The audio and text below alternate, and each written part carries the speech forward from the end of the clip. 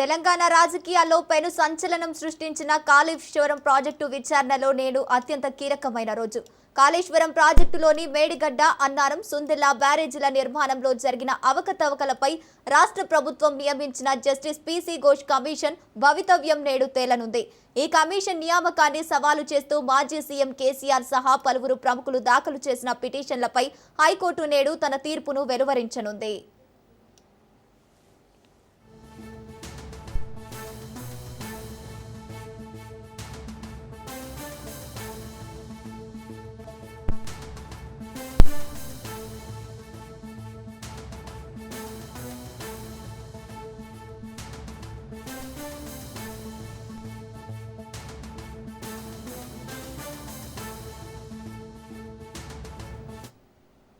మేడిగడ్డ బ్యారేజీ పిల్లర్లు కుంగిన ఘటనపై సమగ్ర విచారణ జరిపేందుకు సుప్రీంకోర్టు రిటైర్డ్ న్యాయమూర్తి జస్టిస్ పీసీ ఘోష్ నేతృత్వంలో ప్రభుత్వం విచారణ కమిషన్ను ఏర్పాటు చేసింది. అయితే ఈ కమిషన్ నియామకాన్ని, విచారణ తీరును సవాలు చేస్తూ బీఆర్ఎస్ అధినేత కేసీఆర్, మాజీ మంత్రి హరీష్ రావు, ఐఏఎస్ అధికారిని స్మితా సబర్వాల్, మాజీ సీఎస్ ఎస్కే జోషి విడివిడిగా హైకోర్టులో పిటిషన్లు దాఖలు చేశారు. ఈ కమిషన్ ఏర్పాటు నిబంధనలకు విరుద్ధంగా ఉందని, ఇప్పటికే CAG national dam safety authority విచారణ జరుపుతున్న తరుణంలో ఈ కమిషన్ అవసరం లేదనేది పిటిషన్ల ప్రధాన వాదన. సుదీర్ఘ వాదనలు విన్న చీఫ్ జస్టిస్ అలోక్ ఆరాధే నేతృత్వంలో ధర్మాసనం నేడు తన తుది తీర్పును వెలువరించనుంది. రైట్, ఇక ఇదే అంశానికి సంబంధించి పూర్తి డీటెయిల్స్ మా ప్రతినిధి సునీల్ అందిస్తారు. సునీల్, చెప్పండి, కాళేశ్వరం ప్రాజెక్టు విచారణ నేడు తుది తీర్పు వెలువరించనున్నట్టు తెలుస్తోంది. దీనికి సంబంధించిన అప్డేట్స్ ఏంటి?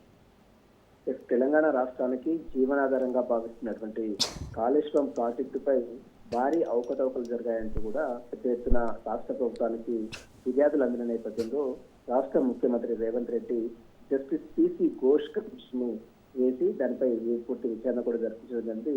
ఆ విచారణలో దాదాపు 660 పేజీల నివేదికను రాష్ట్ర ప్రభుత్వానికి పీసీ ఘోష్ నివేదిక ఇవ్వడం జరిగింది. కాళేశ్వరం డ్యామేజ్ సంబంధించిన అంశాలు, ప్రాజెక్ట్ సంబంధించిన దాంట్లో భారీ ఎత్తున అక్రమాలు జరిగాయి, మరోవైపు నిబంధనలకు విరుద్ధంగా ఈ డ్యామ్ చేపట్టడం జరిగిందంటూ కూడా పీసీ ఘోష్ కమిషన్ నివేదిక ఇచ్చింది. అయితే దీనిపై పూర్తిగా గతంలోనే అసెంబ్లీలో చర్చ జరిపినటువంటి ముఖ్యమంత్రి రేవంత్ రెడ్డి ఈ సిబిఐ ఎంక్వైరీకి ఆదేశాలు జారీ చేస్తూ ఈరోజు సభలో, అటు శాసన సభలో, శాసన మండలిలో కూడా తీర్మానాలు చేయడం జరిగింది. కానీ ఇప్పటివరకు సిబిఐ విచారణపై ఎలాంటి అధోగతి లేదు, పురోగతి లేదు. అయితే పీసీ ఘోష్ కమిషన్ ఇచ్చిన నివేదికను సవాల్ చేసి దానిపై ఎలాంటి చర్యలు తీసుకోవడానికి వీల్లేదు, ఇదంతా కూడా నిబంధనలకు విరుద్ధంగా కమిషన్ వేశారంటూ కూడా ఇప్పటికే అటు రాష్ట్ర గత ప్రభుత్వంలో ముఖ్యమంత్రిగా పనిచేసినటువంటి మాజీ ముఖ్యమంత్రి కేసీఆర్ తో పాటు మాజీ మంత్రి హరీష్ రావు, అదేవిధంగా ఐఏఎస్ అధికారిని స్మితా సబర్వాల్ కూడా ఈ పీసీ ఘోష్ కమిషన్ నివేదికను సవాల్ చేస్తూ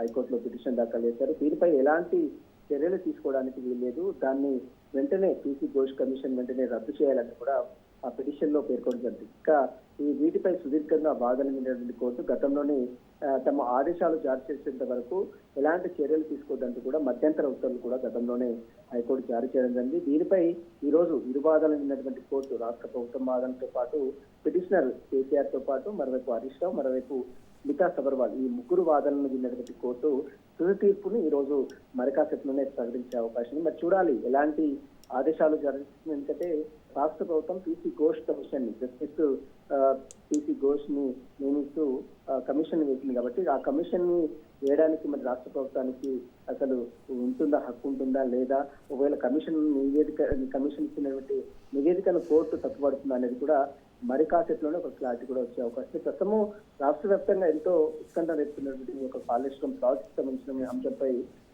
కోర్టు ఎలాంటి తీర్పు ఇస్తుందని మాత్రం సర్వత్రా ఆసక్తి అయితే నెలకొని చెప్పవచ్చు. Right, thank you Sunil.